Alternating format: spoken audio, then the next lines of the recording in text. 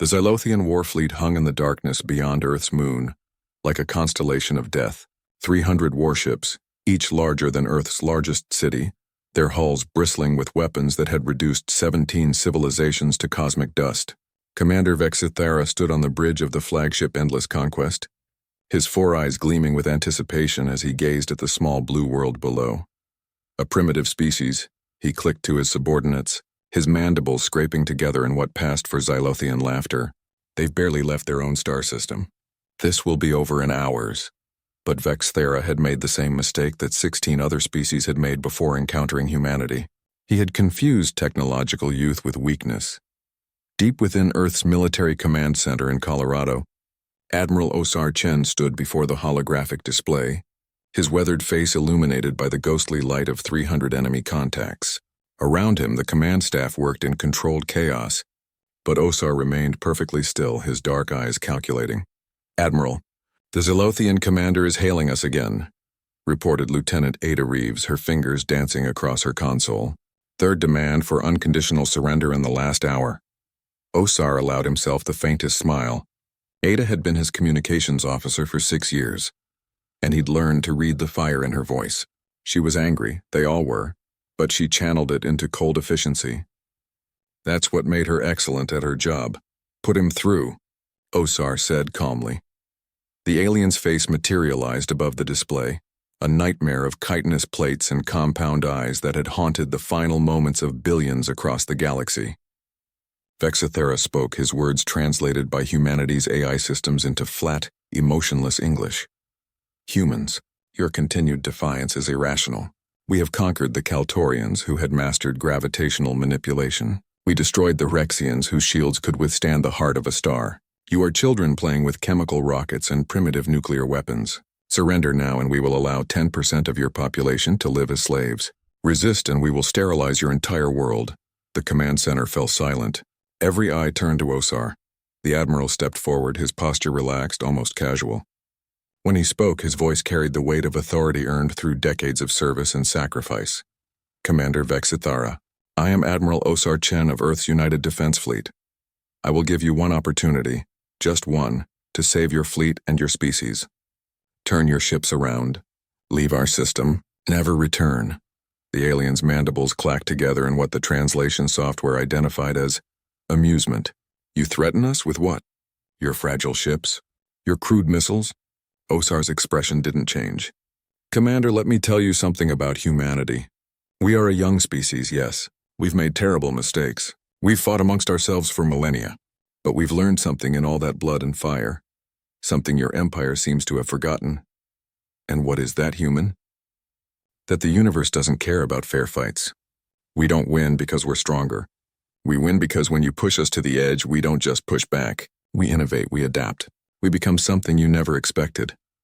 Ada glanced at Osar, her fingers hovering over her console, waiting for the signal. Around the command center, weapons officers did the same. Humanity's last gambit sat ready, waiting to be unleashed.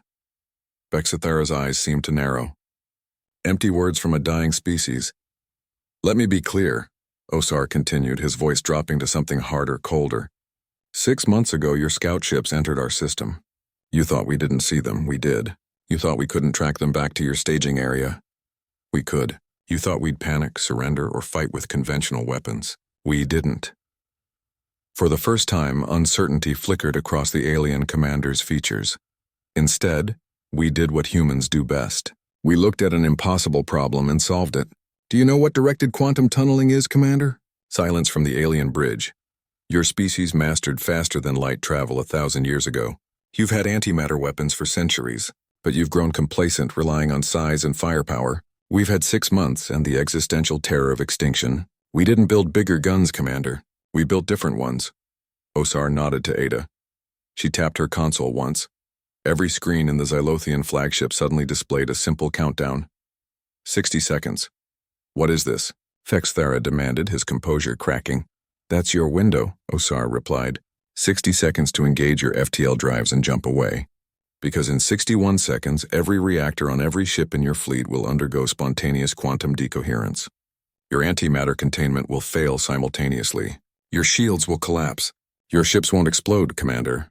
They'll simply cease to exist at the atomic level. Impossible. You cannot. 45 seconds, Ada announced coolly. We mapped every quantum signature in your fleet. We isolated the exotic matter frequencies your containment systems use. And we built devices that can manipulate quantum states across vast distances. Call it magic. Call it impossible. Call it humanity's final warning. But understand this. We are giving you a choice we've never been shown. Leave now or learn why young species can be the most dangerous. The alien commander's mandibles trembled. You're bluffing. No species could develop such technology in mere months. Osar's eyes hardened. Commander, 16 civilizations made the mistake of underestimating their opponents. Don't be the 17th. 30 seconds. The silence stretched across the void between worlds. On the Xylothian bridge, alarms began to sound. Ship sensors detected the quantum fluctuations building around their reactors. Impossible readings that defied everything they knew. 20 seconds, Ada said, her voice steady as stone. Vexithera stared at the human admiral, recognition dawning in his alien eyes. He'd seen something in Osar's face, not a bluff, not bravado, but the absolute certainty of someone who had already made peace with what came next. Retreat, Vexithera screamed to his fleet. Emergency FTL now.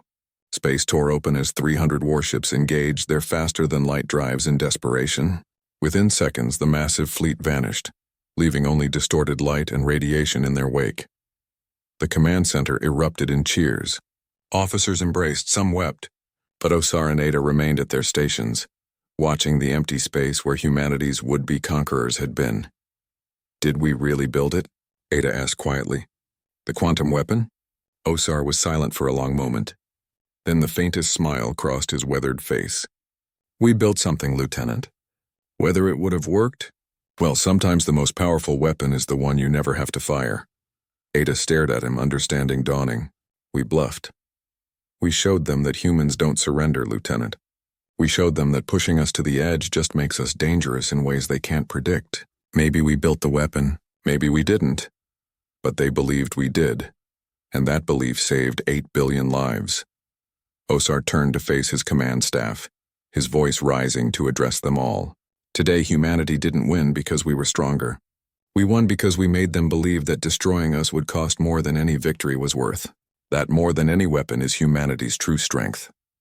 As Earth's sun rose over the command center, casting golden light across consoles and screens, Osar allowed himself one moment of relief.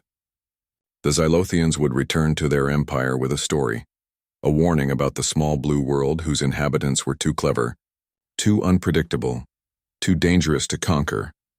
And somewhere in the depths of the command center, in a heavily shielded laboratory, a team of scientists continued working on a prototype that would, in another 6 months, make Osar's bluff into reality. Because that, too, was humanity's way. End.